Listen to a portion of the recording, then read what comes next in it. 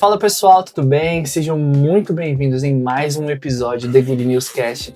Hoje nós vamos receber aqui um convidado muito legal, vai ser um papo bem edificante. E antes de tudo isso, eu queria te convidar a você se inscrever no canal, isso é muito importante, é um projeto novo, então a sua inscrição faz total diferença. Tem muita gente que assiste o vídeo todo e não se inscreve, então dá essa moral aí pra gente.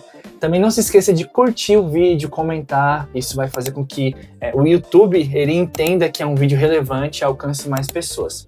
Eu queria dizer também que eu tenho uma imersão sobre evangelismo, então se você quiser estudar a fundo sobre a Grande Comissão, são 7 aulas que você pode clicar no link que eu vou deixar aqui e fazer parte dessa imersão à Grande Comissão. Agora sim, a gente vai começar, roda a vinheta.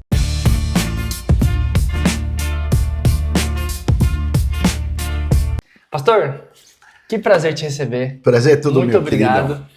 Pastor, conta pra gente, pra quem não te conhece, quem é o Pastor Jorge, quem é o Jorge, como que foi aí o seu encontro com Jesus? Compartilha com o pessoal um pouco da sua história. Que maravilha, quero agradecer primeiramente de coração esse convite maravilhoso do Oswaldinho, que tive a alegria de poder estar no seu casamento, ver hoje aí essa lindeza, né, a bebê maravilhosa. Bem, eu sou o pastor que agora completei os meus 60 anos de idade. Nossa! Né? Me converti... Então você tem o dobro da minha idade, eu tenho 30. Então, você imaginou, né? Então, que coisa, né? Já viveu muito. Muita bênção aí. Também completei 39 anos de casados, bodas de mármore, Uau. Eu, minha princesa Denise, essa lindeza que eu tenho, e o Senhor me enriqueceu bastante. E Deus fez muita coisa maravilhosa. Tenho aí 35 anos, a idade do Victor, que esteve aqui, né? Sim. Que esteve aí no último podcast com você, acho que o penúltimo, né? É o segundo podcast. O segundo podcast. Segundo episódio. Meu filho, 35 anos, e quando ele estava no ventre da minha querida, eu estava assumindo o ministério em Diadema, em 1991. Que Uau. coisa. E como que foi, assim, a sua conversão? Como que você conheceu Jesus? Oswaldo, isso aconteceu lá quando eu tinha 14 anos de idade. Na verdade, eu jogava capoeira e eu tinha um amigo que eu soube que ele tinha os pais que eram cristãos. E um dia lá qualquer, eu cheguei para ele e falei assim, fala de Jesus para mim, e ele... Nossa, você foi atrás dele. Eu comecei a sentir uma sede. E eu percebi que essa sede, ela foi fruto de quando eu tinha 6, 7 anos, tinha uns vizinhos da minha mãe, ali no Sacomã, que eles eram do avivamento bíblico. E eles iam lá, imagina você, minha mãe teve 19 filhos, né? 10 homens e 9 mulheres. E muitos dos meus irmãos, e eu era um que sempre desejava ir, ela pedia lá para minha mãe se deixava levar as crianças para a igreja, que tinha lá festinha, tinha IBD, escola bíblica de férias. E eu fui um desses que frequentava, eventualmente, muito eventualmente. E a semente ficou plantada lá. Nos meus 13 para 14 anos, eu tive uma sede muito forte no meu coração. E aí eu cheguei para esse amigo e falei, fala de Jesus para mim. Ele falou, que fala de Jesus tal? Até que um dia ele teve um sonho que ele estava indo para o inferno. E no dia seguinte ele falou, você quer saber de Jesus ainda? Eu falei, quero. Ele falou, vem na minha casa, minha mãe vai falar para nós dois, porque eu estou afastado. O nome dele, Argeu. E aí fui lá, foi quando então ela me evangelizou e me levou para a igreja. E o primeiro dia que eu entrei numa igreja, na minha adolescência, foi na igreja primitiva de Jesus. Fiquei uma semana, que tinha um trabalho especial. Na sexta-feira, me converti. Que legal. Nessa sexta-feira mesmo, eu fiquei sabendo que na Renovada, lá em São João Clímaco, tinha uma vigília no monte. E eu falei, eu posso ir? Alguém falou, você quer? Quero. Fui para uma vigília no monte, que eu não conhecia nada, e foi tudo assim, muito maravilhoso. Glória a Deus. Na primeira semana, no primeiro dia de conversão, eu fui frequentar uma vigília no monte. Que legal. Então, assim, a gente percebe que você não foi evangelizado por alguém. Você foi atrás, né? O próprio Espírito Santo, acho que gerou em você uma fome, um desejo de saber mais dele.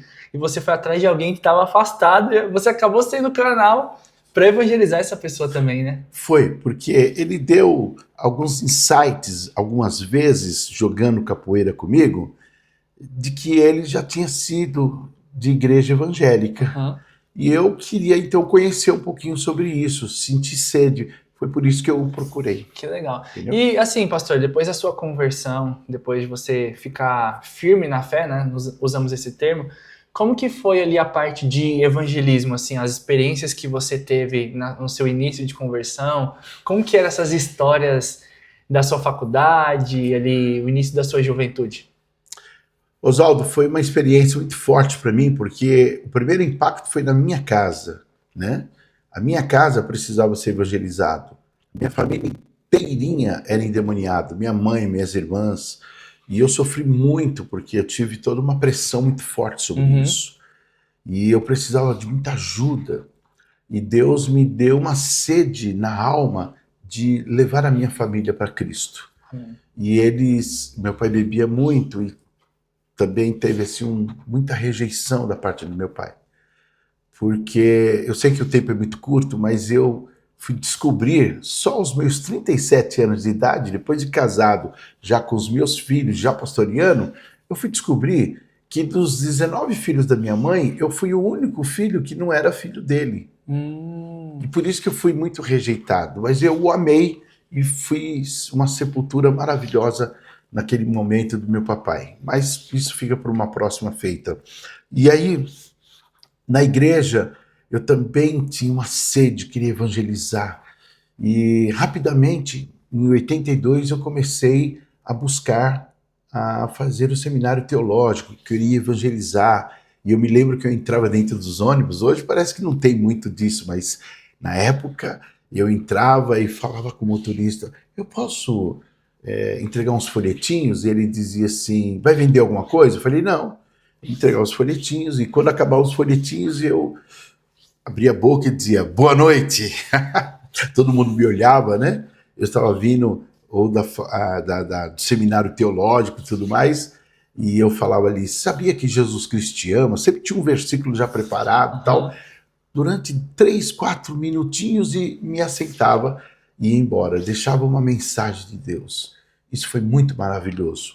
Aconteceu também no período que eu usava o trem na Júlio Prestes, estudei lá em Osasco, foi muito maravilhoso. Então as experiências foram marcantes. E se você me permitir, eu vou contar só uma delas que foi tremenda. Eu estava lendo a Bíblia quando eu saía do seminário teológico em Osasco, 1983. Eu estava lendo a Bíblia e atrás de mim eu vi uma mulher falando mal de crente, falando mal. E aí eu olhei assim, e ela conversava, tal, criticava. E quando saiu alguém do lado dela, eu peguei minha Bíblia e sentei do lado dela. E eu percebi que os dois camaradas que estavam assim, sentavam em diagonal, fiz assim, ó, dizendo, olha, e ela, eu não tenho medo, o que eu tenho que falar, eu falo na cara de todo mundo e tal. Nisso, chegou numa estação, os dois desceram. E quando eles desceram, eu fechei minha Bíblia. E eu olhei para ela e falei assim, o que eu te fiz? Ela falou, eu te conheço? Eu falei, mas o que eu te fiz? E ela disse, você não me fez nada. Você falou que não gosta de mim. Eu falei que não gosto de você? Você falou que não gosta de crente. Eu sou crente. E nisso, comecei a perguntar para ela por que aquela raiva toda. E ela tinha 33 anos de idade. E eu tinha apenas 16 anos. E aí eu comecei a querer saber o porquê daquela raiva. E comecei a falar de Jesus pro coração dela de uma maneira. Sabe o que eu descobri? Naquele momento ela começou a chorar e disse que ninguém tinha falado daquele jeito com ela. Ela disse, moço, eu vou abrir minha bolsa. E quando ela abriu a bolsa dela, ela tinha um punhal lá dentro. Eu falei, o que você ia fazer? Ela falou, estou indo agora mesmo, na casa da amante do meu marido, porque isso, e contou um monte de coisa, mas por causa de você, eu não vou fazer mais isso. Descemos no trem da Júlio Prestes, fui até a Duque de Caxias com ela, e falando, ela falou, fala mais. Eu falei, você não vai fazer mais isso? Ela falou, não, eu não vou, eu vou procurar uma igreja, eu vou servir a Jesus. E eu me lembro como se fosse hoje. Eu falei, olha, o meu ônibus vai vir lá, o trem saindo da República passava na Duque de Caxias, ele vem como Parque Bristo. E eu falei, vou ficar olhando aqui, qualquer coisa eu rapidamente corro. Ela falou, tá bom.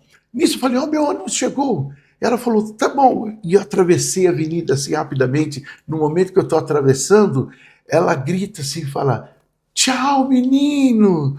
Isso ficou marcado na minha cabeça. Olhei para trás, ela, tchau, menino. Era um menino, franzidinho, bem magrinho. Hoje eu sou fortinho, né? E entrei no ônibus, fiquei chorando e disse, Deus, que oportunidade de evangelizar. Glória a Deus. E pastor, essa é uma experiência muito forte desse tempo de caminhada que você já teve falando de Jesus. Tem alguém que hoje você evangelizou e você conhece essa pessoa, você convive com essa pessoa, porque provavelmente você não teve mais contato, né, com essa mulher, mas tem algum evangelismo ali que você participou, de você insistir em alguém até essa pessoa se entregar a Jesus, que você ainda convive com essa pessoa, você ainda sabe quem é, mesmo que ela esteja em outro ministério, outra igreja? Na verdade, eu tenho muitos, porque eu vim pastorear aqui em Diadema com 24 aninhos. Nossa. Hoje eu estou com 60 anos, são 35, 36 anos.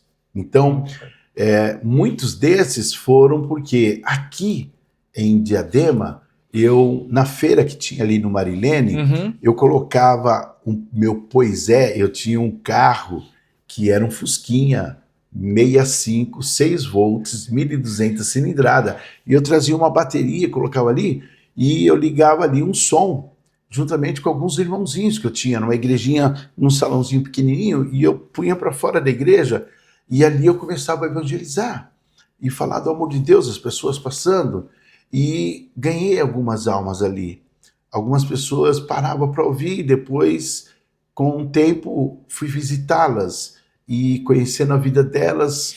Depois, mais tarde, essas pessoas vieram para o culto à noite e Deus as salvou. Estão comigo até hoje. Então, praticamente, muitas delas, né? Eu vou mencionar um nome aqui. Foi na Praça da Bíblia, né? A Cida Custódio está com a gente até hoje, a Cida Custódio, né? Cida Custódio é fruto desses evangelismos, né? A Creuzeni, outras pessoas que nós temos, muitas pessoas que estão em outras igrejas, gente assim que eu apresentei os filhos de muita gente solteira que eu vi casando, né? Gente de outra igreja que eu conheci, por exemplo, e que vi casando, e hoje os filhos deles congregam comigo, por exemplo, o pai do Ivan, né? Sim. Que casou, ele era solteiro, mais tarde começou a namorar a Mônica, o Osnir. Então, quer dizer, uma história maravilhosa. Muito legal. Pessoas que vieram, ficaram, depois foram e estão em algum outro local. Quando estou lá pregando em alguma igreja, pastor, lembra de mim? Quem é você? Você me evangelizou. Olha, você me evangelizou lá na Rua Direita. Eu fiz muito evangelismo lá na Rua Direita, no Largo da Concórdia, no Largo da Misericórdia. Não sei se você conhece algumas dessas regiões. E ali eu colocava o microfone, uma caixa de som, e abria a boca, e subia na caixa e dizia, Jesus Cristo disse, Jesus Cristo. Na época funcionava esse tipo de evangelismo. Sim, até hoje eu acho que funciona. Muda-se um pouco alguns métodos, mas funciona da mesma forma. Uma coisa que, enquanto você falava, eu fiquei imaginando, né? Existe um galardão que a Bíblia diz que é a coroa da alegria, né, que são as pessoas que fizeram parte ali, nós fizemos parte da salvação delas de alguma forma, né, e nós vamos receber ali um galardão. E eu fico imaginando no dia que nós chegarmos no céu e nós pudermos contemplar tudo isso, porque você está puxando na memória muitas pessoas, mas muitas também vão ficar de fora, que você não se lembra, ou pessoas que você nem imagina que através da sua vida, às vezes uma pregação no YouTube, a pessoa assistiu, e você não faz nem ideia que ela foi alcançada por isso. Um vídeo como esse, e no céu a gente vai poder contemplar isso de uma maneira muito linda, né? A gente poder fazer parte de alguma forma da salvação de alguma pessoa. Isso é muito interessante. Em 1995, nós fizemos aqueles programas de rádio, naquelas rádio meio clandestina que tinha, né? Aqui na região de Diadema. E mais tarde eu tinha pessoas que apareciam no culto e diziam... eu te ouvi falando através da rádio e tal, e a mensagem tocou na minha vida, eu ia tirar minha vida, e tal. Puxa, quero conhecer você melhor, e pessoas.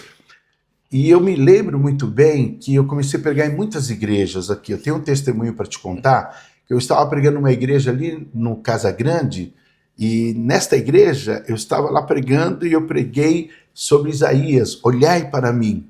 E de repente entrou um rapaz lá, ficou olhando assim para mim, ficou olhando, e a pregação todinha. E quando eu terminei, fiz o apelo, ele veio à frente, chorou, quebrantou-se e tudo mais. Muito bem, orei por ele, não era da igreja, deixei a igreja cuidar dele. 4 anos depois, eu estou na minha igreja, uma quinta-feira, e o diácono falou, pastor, tem uma pessoa aí que quer dar um testemunho. Eu falei, eu vou pregar agora, não dá tempo de dar testemunho. Tinha aquela maneira de dar testemunho na frente. E aí ele falou, não, mas ele insiste em dar um testemunho. Ele falou que é rapidinho. Eu falei, então fala para ele que tem que ser rápido, que eu já estou estourando. Aí ele veio e falou, paz o Senhor, irmãos, paz o Senhor. Quero dar um testemunho. É o testemunho da minha conversão. Eu falei, meu Deus do céu. Ai, Jesus, vai demorar para chuchu, meu Deus. Eu olhei pro diácono e falei, meu Deus do céu. Aí eu fiquei meio em pé assim, né, para agilizar ele, né? Fiquei assim, amém, amém. Ele falou, irmãos, eu me converti há 4 anos atrás. Eu estava com 2 moças debaixo de uma árvore, estava usando droga e uma 765 aqui atrás. E de repente, usando muita droga, e em frente assim tinha uma igrejinha e tinha um pastor pregando lá, um pastor gordinho, de olhos verdes, e ele estava pregando e uma voz falou para mim assim, vai lá agora e dá 2 tiros na cabeça desse pastor. E eu fui lá e falei, peraí que eu vou matar aquele pastor. Deixei as meninas lá e elas indo, quero ver você dar os pipocos nele e tal. E quando eu cheguei lá, ele foi topetudo. Na hora que eu entrei na porta, ele apontou os olhos para mim e disse assim, apontou o dedo para mim e disse, olhe para mim. Eu falei, então eu cruzei os braços e olhei para ele mesmo. Falei, então tá bom, o que você tem a dizer? E aí, quando ele acabou a mensagem, eu estava de joelho aos pés, e ele contando, ele nem imaginava, olhando e tal. E o pastor que eu ia matar naquele dia é o pastor Jorge. Meu Deus, aquele culto, então, não precisei nem pregar, foi a pregação, a igreja chorou, foi um negócio tremendo. Então, Deus fez algo maravilhoso. E aí, conversões que você falou que a gente nem imagina, né? Muito bom. E eu estava vendo um estudo que fizeram, que 65% dos cristãos hoje nunca ganharam ninguém para Jesus. Então, existe um estudo nos Estados Unidos que 65% dos cristãos nunca levou ninguém ali a Jesus. Estatística, né? É uma estatística. E 56% das pessoas não evangelizam nos últimos 6 meses. Então, assim, é um dado muito triste, né? Visto que Jesus, ele pede pra gente falar dele, evangelizar.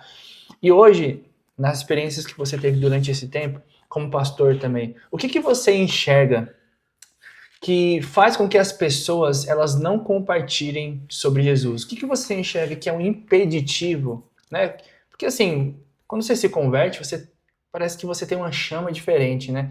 E depois essa chama vai um pouco se apagando. Como pastor, durante todo esse tempo, o que você diria assim que impede as pessoas de evangelizar, de falar de Jesus? Oswaldinho, você tocou num assunto que muito me interessa. Eu sofri assim bastante com a mudança da metodologia do evangelismo, porque eu queria ainda manter o meu estilo de evangelização. Sim. Então, eu era aquele que pegava a igreja, colocava a camiseta, ia aqui para praça e tudo mais, e fazia muito evangelismo assim com a igreja. E depois de um tempo, alguns irmãos já entendiam que não funcionava mais assim. Eu tive que me adequar a essa realidade, mas com muito sofrimento, porque eu pensei, eu vou me adequar, mas isso pode trazer um comodismo por outro lado, sabe? Não, agora temos redes sociais, agora temos isso, tá bom, Sim. Então eu vou entrar nessa. E me parece que nós entramos nessa que deveria ser. Alguém disse, se Paulo hoje estivesse aqui, as cartas que saíam clandestina lá do calabouço e ia clandestinamente, e que é as epístolas que nós temos hoje, se Paulo estivesse hoje aqui, ele mandaria e-mail, ele mandaria com os meios que a gente tem, pode ser, não sei. Então ele usaria esses meios para quem quer usar. Sim. Mas hoje o povo realmente está em outra vibe. Quer dizer, nós temos um ferramental maravilhoso, um potencial maravilhoso. Eu li o livro de Francis Chan, e você chora. Quando você vê aquele camarada falando e dizendo, e a coragem que ele teve de se auto-ver, né? De chegar a um ponto de dizer, puxa vida, será que eu estou onde eu estou? Deus está querendo que eu faça o que eu estou fazendo? Eu acredito que nós, pastores, fazemos a meia-culpa também, porque hoje as igrejas querem estar cheias. Hoje se tem muita pregação só para a igreja, Sim. evento só para a igreja, e as almas estão perdidas, né? Sim. Eu trabalho com modelo celular hoje, então a ideia é que você hoje leve as pessoas a entenderem que você pode ganhar pessoas para você, depois ganhar pessoas para sua célula, e lá na célula ganhá-las para Cristo, e aí sim ganhar para a igreja. Então o último estágio é trazer para a igreja. Sim. Mudamos a ótica de traga a pessoa para a igreja. E então aí eu me animei mais, mas foi chocante para mim. Mas hoje eu penso que os crentes deveriam aproveitar cada oportunidade. Aonde estão? Estão no ponto de ônibus? Estão conversando? Eu estou dentro do elevador descendo, as pessoas me conhecem, ó, o pastor Jorge. Porque qualquer fagulha que tem ali, qualquer oportunidade, eu estou falando direto ou indiretamente de Jesus. Eu percebo assim que nós temos a tendência de terceirizar a nossa responsabilidade. Então é muito mais fácil eu falar que as coisas que acontecem na igreja é culpa do pastor. A pregação do evangelho tem que ser pro evangelista, mas quando nós vamos ver em Atos, quando a igreja ela é dispersa, não é o evangelista que prega, não é o apóstolo, eram os membros comuns, eram as pessoas comuns que no dia a dia, no partir do pão, de casa em casa, o Senhor ia dando àqueles que iam sendo salvos. Então, eu vejo que falta um pouco de trazer a responsabilidade daquilo que está acontecendo para si. Então, assim, se hoje a igreja não está recebendo novos membros ou visitantes, eu tenho que falar assim, a culpa é minha. A culpa é da recepção, a culpa é da liderança. Eu preciso olhar para mim, que é o que aconteceu com Isaías. Isaías, ele está dizendo, não, é porque esse povo, é porque isso daqui, isso. E aí aí Deus faz o quê? Toca ele. E nesse toque ele percebe que ai de mim, porque eu sou pecador, sim, habito no meio de homens pecadores, mas ele coloca ali, a partir do toque dele, ele se dispõe, aí sim, pregar o evangelho, que Deus diz, né? Quem enviarei? E aí essa resposta eu vejo está até hoje. Quem enviarei? Falta essa disponibilidade e responsabilidade das pessoas entenderem que a igreja é feita por ela também, não é feita pelo pastor, não é feita só pelos presbíteros, ela também faz parte da igreja.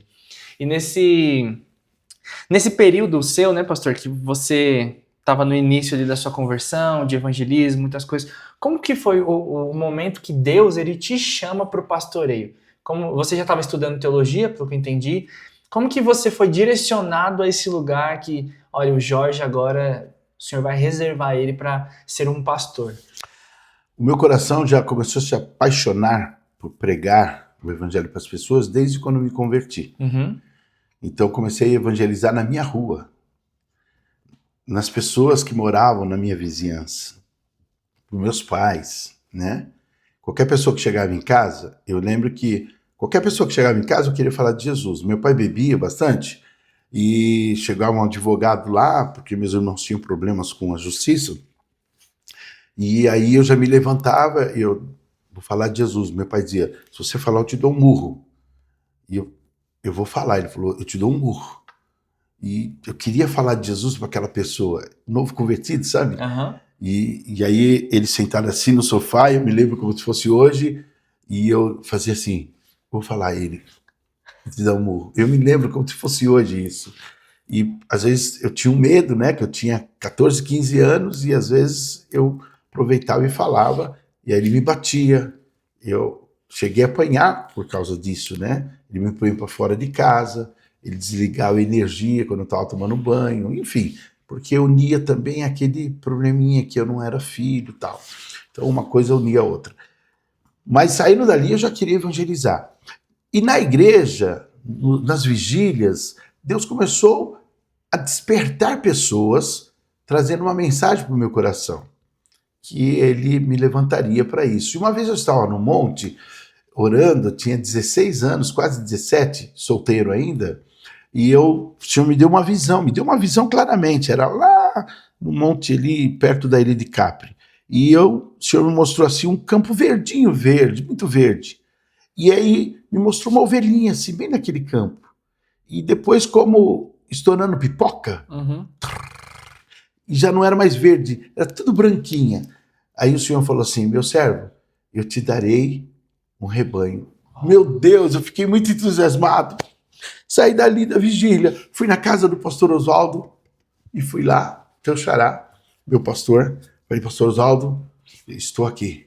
Deus falou que eu vou ser pastor. Aí ele, então você espera a hora certa. Vai estudar, vai isso, você tem que casar ainda e tudo mais. Foi um balde de água fria no começo, né? Mas depois eu entendi, aí Deus deu vitória. Mas a chama ardeu já quando eu era solteiro, quando eu era adolescente. Isso aconteceu de uma maneira muito poderosa. Agora, deixa eu aproveitar um gancho no que você falou. Mateus 28, versículos 19 a 20, os textos, né, os correlatos, precisam ser bem entendido. Evangelizar através do quê? Do discipulado. Jesus falou, ide fazer discípulo. Então, a igreja falha em não fazer discípulo. Jesus, ele foca em preparar 12 e não a multidão. A multidão, ela está lá não para ganhar almas para Cristo, para ser curada, para consumir e tal. Mas Jesus estava preocupado em formar homens, porque quando eu sair, esses vão formar outros, que vão formar outros, vão formar outros. Então, nós precisamos focar em pessoas na igreja que a gente vê capacidade de poder discipulá-los. Você discipula aquele negócio de o ferro afiando o ferro, Sim, né? Vida na vida, né? Vida na vida. E olha, aí depois esse vai fazer com o outro. E vai ser muito interessante se isso acontecer, porque aquela pessoa depois, ela vai dar continuidade. Eu acho que é nesse sentido que nós precisamos abrir mais os olhos, a igreja precisa abrir mais os olhos nesse sentido. Porque a gente passa, né? Sim, muito bom. Jesus falou assim, eu tenho um tempo curto. Sim. E eu vou deixar um pessoal para isso. Paulo sabia disso, né? Eu estou já... Então ele deixou Timóteo, preparou o Silas, preparou alguns debandaram, Demas me abandonou, Alexandre Latueno, olha, Epafrodito deixei doente lá, mas ele tentou arrebanhar a turma. Tá o João Marcos, no comecinho ele foi cabeça dura, mas agora me é muito útil. Então, porque o Barnabé foi um ótimo discipulador, né? Discipulou o Saulo e agora vai discipular João Marcos. Muito bom, muito bom. E quando a gente fala sobre pastoreio, né, você chegou ali todo entusiasmado, né, pro pastor, achando que já seria ali muito rápido, mas existia um custo, né, um preço para você de fato ser moldado. E como que foi esse processo até de fato você assumir uma igreja e você cuidar ali de um rebanho, desse processo da visão dos 16 anos até o pastor Jorge assumir um rebanho ali? Você começa a se destacar na igreja, né? Então, floresça onde você está plantado. Então, seu ministério tem que ser reconhecido primeiro onde você está. Muito bom. É muito comum as pessoas falar, fulano está aí fora fazendo, mas aonde você está lotado, você precisa ali florescer. Então, eu comecei a ajudar muito ali na igreja, comecei a cooperar. Eu estava desempregado, eu lembro que eu ia na Tarde da Bênção, e na época tinha aquele negócio de escrever pedido de oração sexto, não sei se você lembra disso. E eu chegava mais cedo e falei, pastor Oswaldo, eu já cortei os papelzinhos e já pus as canetas nos bancos para todo mundo que quiser escrever um pedido de oração. Ele falou, muito bem. Ok, eu já chegava cedo. Então ele já via em mim, ele via um potencial. E aí, mais tarde, com 16 anos, eu comecei a ter oportunidade para ir pregando. Nas praças lá, ele me dá uma oportunidade. Vamos passar a palavra agora para o irmão Jorge, que vai dar uma saudação. Aí lá, olá. E aí o que aconteceu? A igreja começou a perceber que todas as vezes que eu pregava, tinha 16 anos, numa quinta-feira, eu fazia um apelo, 8, 9 almas se convertiam. E isso começou a ficar notório, e as pessoas começaram a perceber, e almas começaram com 18 anos, e eu comecei a me apaixonar mais ainda por isso, aí me consagrar a diácono. Mais tarde, fui consagrado a presbítero, e quando eu estava como presbítero, abriu um espaço aqui para vir cuidar de uma congregação, que o obreiro que estava aqui saiu. O pastor atual lá disse: Jorge, te escolheram para ir para Diadema, você pode? Eu falei assim: eu quero. Eu quero. Poder eu não posso porque eu não tenho um carro, mas eu quero. Deus vai me responder. Em 2 dias Deus me deu um carro. Uau. Que é o Fusquinha 65, 6 volts. Me deu assim, me deu. Ganhei o carro mesmo, de uma maneira miraculosa. Glória a Deus. E foi muita bênção. E eu vim pastorear, com o Vitinho na barriga da Denise. Glória a né? Deus, pastor. Então, mas foi dentro da igreja, foi o povo vendo, e Deus trabalhando. Dando frutos e sendo reconhecido, Dando frutos. passando por um processo até E que... ter a bênção daquela pessoa que está com você, né? Sim. Você tem que estar ali, isso é importante. Tem que ter o reconhecimento de pessoas que estão ali te discipulando, te corrigindo, né? Dizendo não faça isso. Né? Hoje nós temos a tendência um pouco assim de levantar algumas pessoas na necessidade. Nós estamos precisando, né? E isso é bíblico. Quando a igreja cresce, né? Os apóstolos falam: não consigo cuidar dos órfãos, das viúvas. Então levantem homens, diáconos, mas eles colocam alguns pontos ali, sejam cheios do Espírito, né? E aí vai falando algumas coisas ali que de fato é escolhei, mas que? Escolhei, mas que? Tem que ter ali o reconhecimento das pessoas. Você lembra o capítulo 9, quando Paulo se converteu? Sim. Tem alguém mais preparado que Paulo? Mas ele não era apto para poder evangelizar. Sim. Logo que ele se converteu, ele começou a querer pregar e a igreja estava em paz. Começou a ter problema. Pegaram Paulo e mandaram embora. Foi para Jerusalém, né? Foi porque ele tinha que se preparar. Porque ele achou que ele era a bola da vez. Não era. Ele tinha que se preparar. Depois, então, quando ele volta, agora sim, todo mundo precisaria ser discipulado. Todo mundo precisa passar por um processo. Da cruz. Porque mesmo que você... Paulo, cara, ele mesmo se diz, né? Olha, eu tenho todas as estaturas que um homem precisa. Fui preparado, né? Mas eu me considero como nada, como esterco. Ele coloca Cristo como sendo a coisa mais importante ele de alguém, assim, né? Quanto mais distante de Cristo, maior me sinto. Quanto mais perto de Cristo, menor me sinto. Muito bom. Né?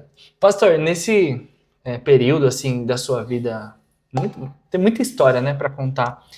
Como que você preserva a sua saúde mental? Hoje nós vemos assim um grande índice de pastores tendo problemas de burnout, de saúde mental mesmo, de não conseguir lidar, porque você recebe muitas pessoas, você tem que escutar muitas pessoas, ouvir muitos problemas.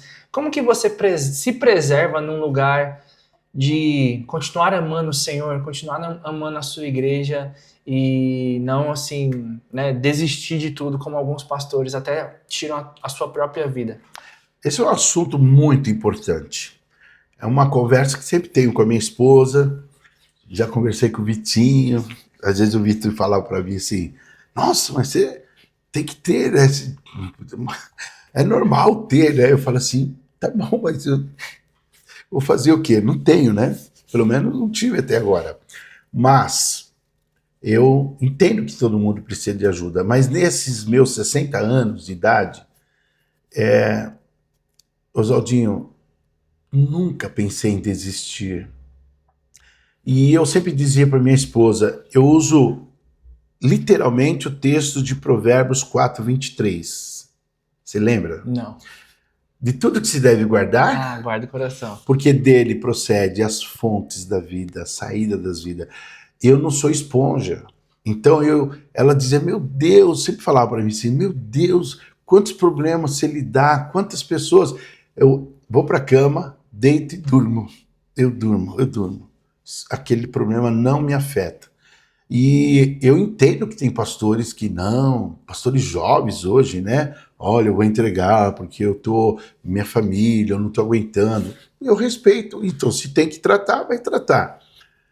Mas no meu caso, eu não posso dizer que é a mesma coisa. Eu admito que esses problemas, as doenças hoje, que estão aí mais recente hoje na vida de pastores que estão muitas vezes tirando a própria vida, é muito estranho para nós. e está sendo mais aceito pela igreja e até defendido pela igreja de uma certa forma, outra estranheza, né? E até defendido, não, porque o Senhor Jesus está com ele. Isso é um negócio... O pessoal tem usado muito a questão do vai tirar um tempo sabático. Um ano sabático, né? A igreja sustenta, então vai ser legal, né? Porque tem gente que não entende isso. Agora depende da igreja, depende... Sim. Tudo, né? Você não gostaria? Puxa, imaginou? Mas eu penso diferente, mas respeito quem pensa diferente de mim. Já tive dificuldade sobre isso, sobre entender isso. Talvez o tempo me fez, ouvindo mais pessoas falando sobre isso, hoje eu consigo, então, entender, mas compreender em profundidade ainda tem um pouco de dificuldade. Porém, eu não tive esse esgotamento. Esse assim. esgotamento, né? Eu não tive, graças a Deus não. Quando a igreja, depois da pandemia, começou a parar os trabalhos, minha esposa disse, calma amor, você tem que entender que... E eu entrei em choque com isso. Eu estava numa pegada, numa demanda, numa coisa gostosa fazer e tal. E quando eu entrei no modelo celular, mexeu mais ainda comigo, porque o molho de chave, eu tinha chave em todas as salas, então... Eu tive que agora reeducar-me, né? Porque gostava disso. E eu entendia que era para um bom andamento da igreja, para trabalhar mais novas pessoas, para o crescimento. E não porque agora, nossa, eu estou cansado, eu preciso, meu Deus, me cuidar. Não por causa disso. Porque eu sempre tive... Você vê, eu nunca perdi os meus filhos. Porque os meus filhos, eu li a palavra com eles, eu os eduquei na palavra, eu os corrigi, eu sempre estive presente na vida deles, então eu tive esse beneplácito de Deus de nunca ter os desviado dos caminhos do Senhor, apesar deles ter fraqueza no período adolescente, mas estão aí os dois casados, servindo ao Senhor, o Vitor hoje pastor. Eu louvo a Deus por isso, mas eu dei a base para eles, eu li a Bíblia com o Vitinho, né? Sempre li a Bíblia com ele, tudo mais. Resistência? Pode ter, isso é importante. E sempre cuidei da minha princesa, da minha esposa, sabe? Com todo carinho, todo amor. Fui falho em alguma época? Fui sim, porque eu tinha 2 celulares, então eu ia viajar, né? Para Santos, tirar 15 dias de férias, e eu ficava lá com o celular, lendo meu livrinho, sempre fui de ler, né, tal. E alguém ligava, ô pastor, tem um demônio aqui, vai expulsar. Meu amor, vou subir rapidinho, expulsar um demônio e já volto. Aí, irmão, mas você vai demorar, tal. Aí, os amiguinhos do Vitor levavam sempre o Danilo, eles brincando lá, e eu subia, expulsar o demônio, depois eu voltava. Devia fazer isso? Não, mas aquele afã de querer fazer e tal. Não, de querer fazer mesmo, não é de querer mostrar que eu posso, é de querer fazer, de querer... O ímpeto, O ímpeto, né? Então, depois parou esse negócio de expulsar demônio. Era 3 horas da manhã... O telefone tocava, o Vitor fala, pai, é outro demônio? Eu falei, o papai tá indo, fica quietinho aí. Isso precisa demônio e tudo mais. Tudo isso parou. Então hoje eu tô mais relax, perto do que eu fazia. Sim. Mas eu nunca tive isso. E olhando assim para sua trajetória, né, você não teve esses esgotamentos, mas muito de algumas práticas que eu acredito que você costuma ter. Quais dicas você daria pastores jovens ou pessoas que estão em cargos de liderança? O que o pastor Jorge ele faz que alivia a mente dele? O que você costuma fazer assim que te deixa tranquilo? O que você costuma pensar? Que te faz ter esse testemunho, né, de 60 anos e tá aí bem? Que bom que você me permite falar sobre isso aí. Não sei se você vai conseguir lançar isso no ar. Mas eu vou te ser muito sincero. Eu acredito nisso. Eu sempre cultivei a minha vida de leitura, de Bíblia, de comunhão com Deus. Mas uma outra coisa análoga a isso é o meu casamento. Eu sempre namorei minha esposa. Eclesiastes 9:9 diz, gozas a vida com a mulher que tu amas, porque essa é a porção que o teu Deus te dá debaixo do sol. A minha vida com a minha esposa era um bálsamo que eu recebia depois do Senhor. Entendi. Se você conversar com a minha esposa, pergunta para ela, Até hoje, o prazer de estar com ela, de abraçá-la, de beijá-la. Todos os dias eu beijo minha esposa, todos os dias eu abraço ela. Hoje, para sair de lá, eu abracei, eu fiz o cuscuz dela, dei um beijo, disse que a amo. Todos os dias eu faço isso, todos os dias. Rosaldinho, todos os dias. E eu sempre gostei disso. Para mim, é um oásis isso. Para mim... Então, seu casamento é o que te guardou. E a vida íntima. E a sua vida com Deus, tudo ali. Pastores que não têm uma vida sexual, eles têm uma demanda lá fora. Que é o que você falou, né? A demanda, às vezes, rouba esse lugar do casamento. Rouba, então ele fica esgotado. E ele tem o quê? Ele tem toda uma adrenalina. Quando você chega em casa, é o seu ambiente gostoso, de você descarregar ali, gostosamente. E não descarregar brigando com a esposa, pelo contrário, abraçá-la, beijá-la, curtir o momento. E claro, planejo mais sair com a minha esposa hoje, fazemos as nossas viagens. Mas não tem dinheiro, faço em casa. Sim. Entendeu? Eu crio hábitos em casa. Tem um tempo de qualidade. De qualidade, isso é muito legal. E ainda mais com os filhos também, né? Porque tem o ministério, tem os filhos, mas ainda assim você sempre mantinha esse lugar. Sempre, sempre. E os filhos sempre gostaram de sair com a gente, né? Até hoje eles gostam, mas sempre gostaram de sair com a gente. Então teve épocas que eu me planejava, e isso já foi em épocas passadas, falava, filho, nós estamos nos preparando para ir para Disney. Então eu fazia tudo uma preparação 12, 13 meses antes. Ia pagando. Quando chegava na data, ia sem dívida, deixar tudo pago. Eu, Vitor, as namoradas deles iam viajar.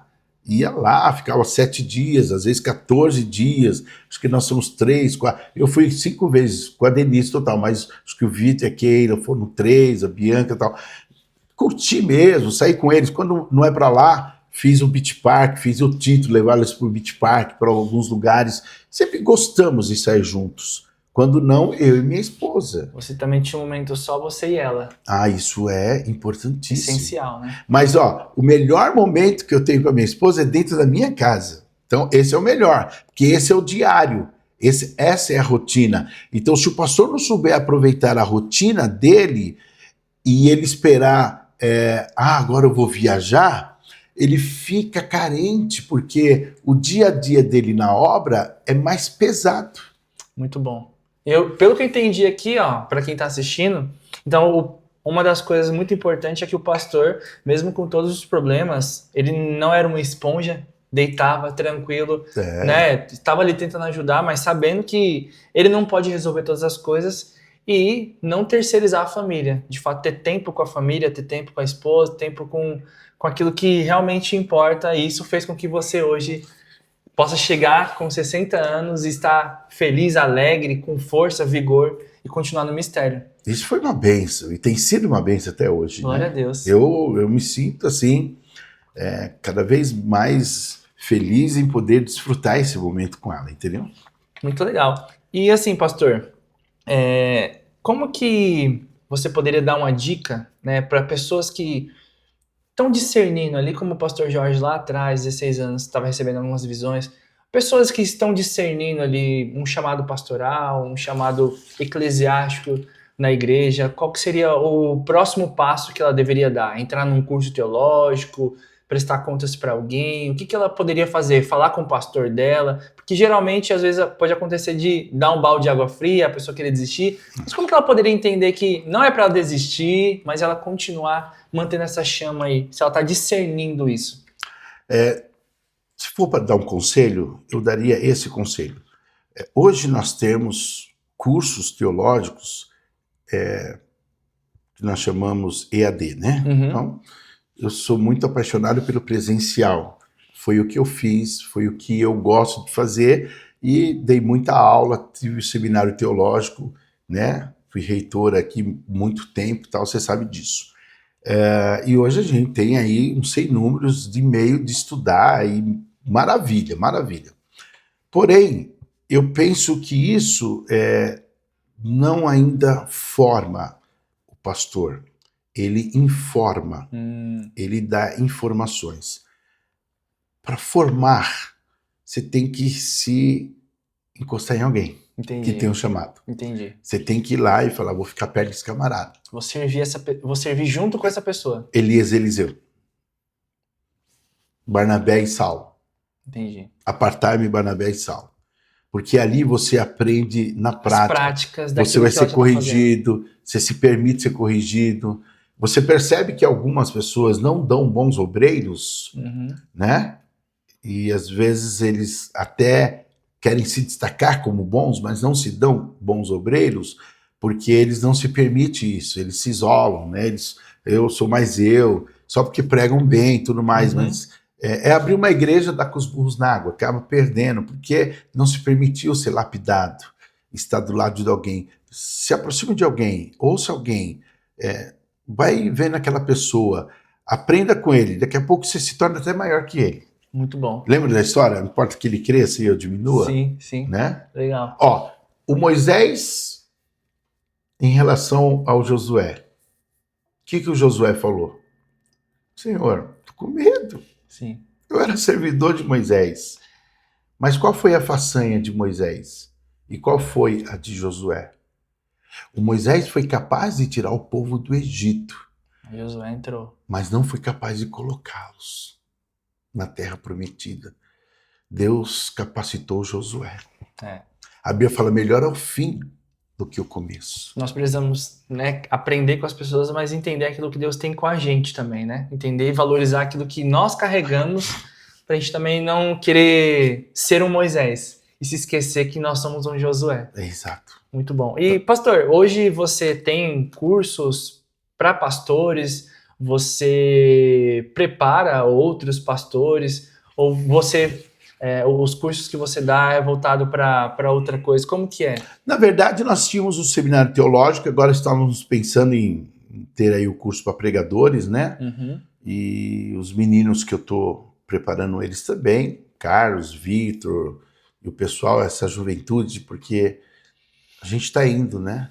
Você tem que deixar um legado e ter esse pessoal de cabeça mais fresca, essa vontade legal, e eles engajaram-se conosco nisso aí.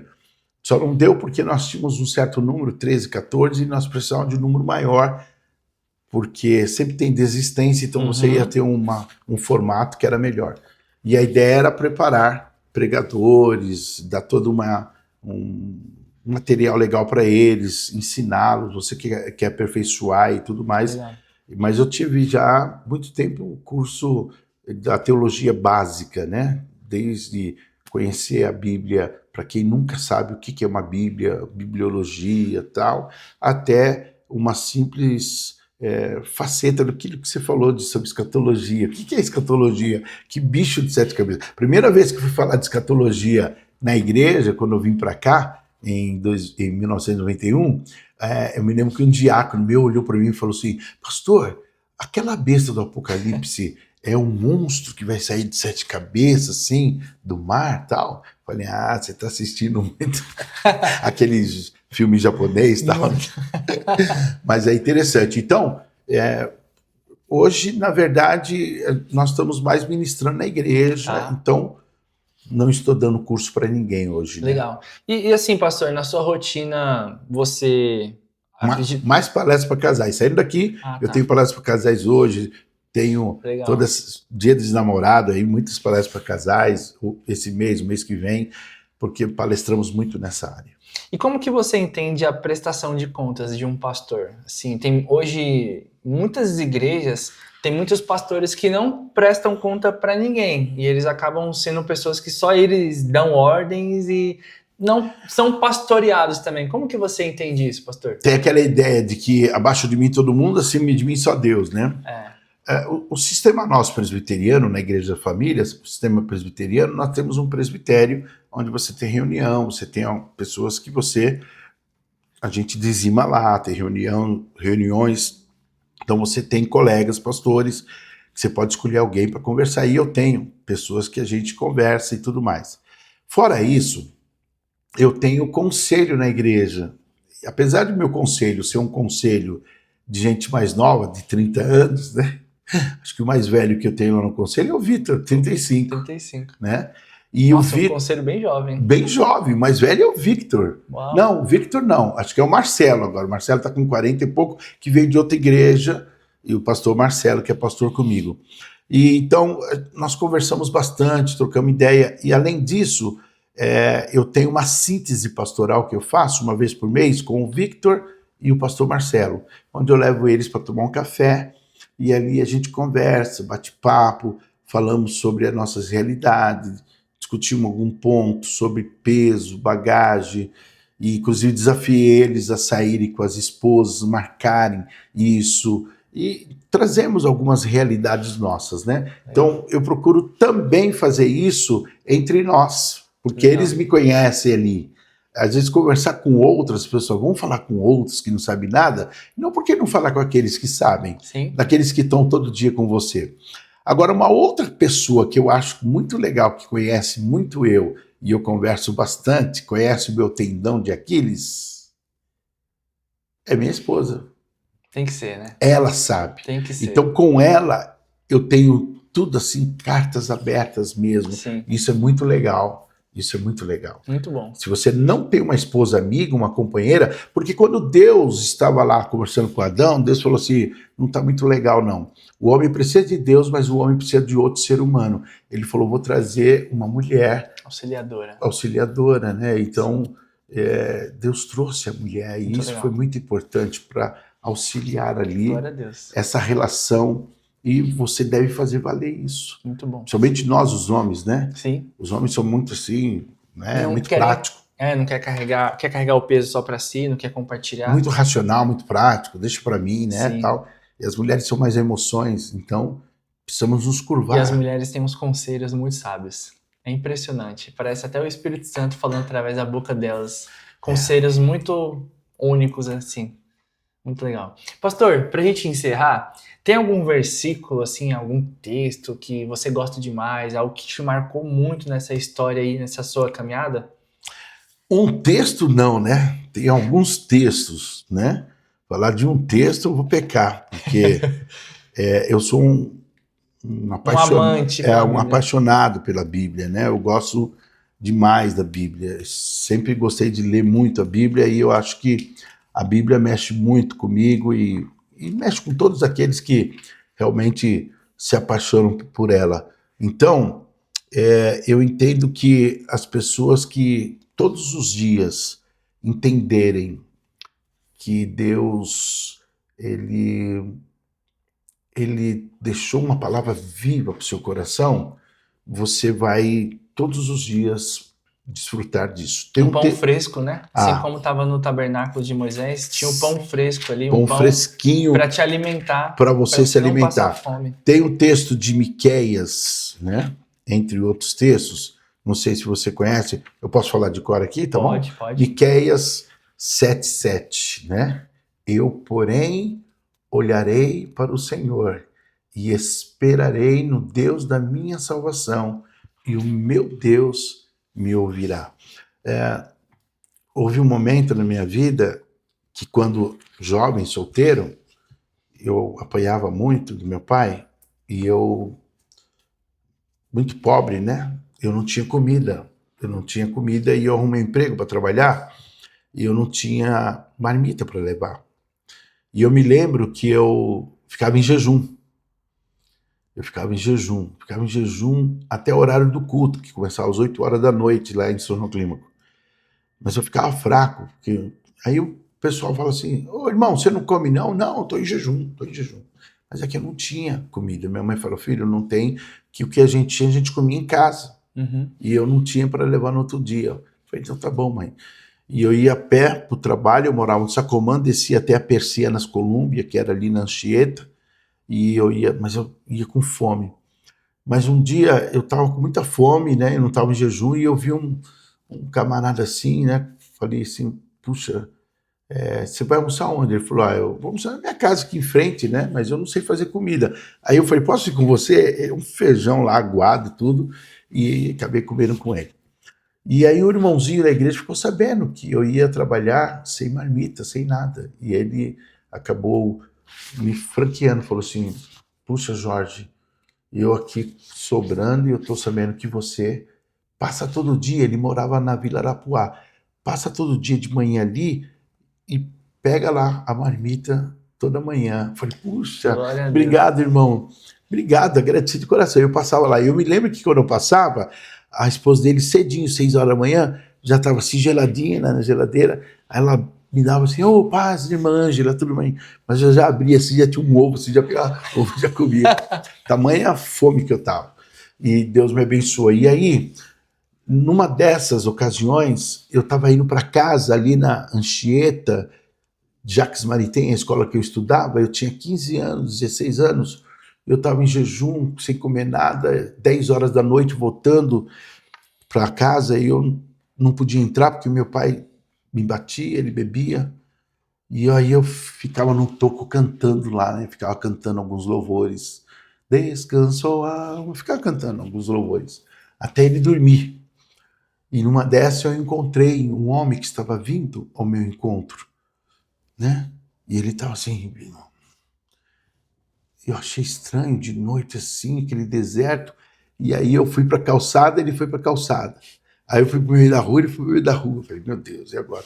Olhei para trás, paredão assim da escola, aqui é mato, que era tudo mato, Anchieta para o lado de cima. E eu falei, meu Deus do céu, eu com a Bíblia assim.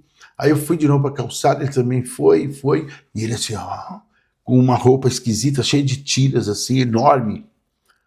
E aí, quando chegamos a uma distância de 3 metros, assim, eu parei, eu falei, tudo bem, senhor? E ele falou uma língua que eu não entendi.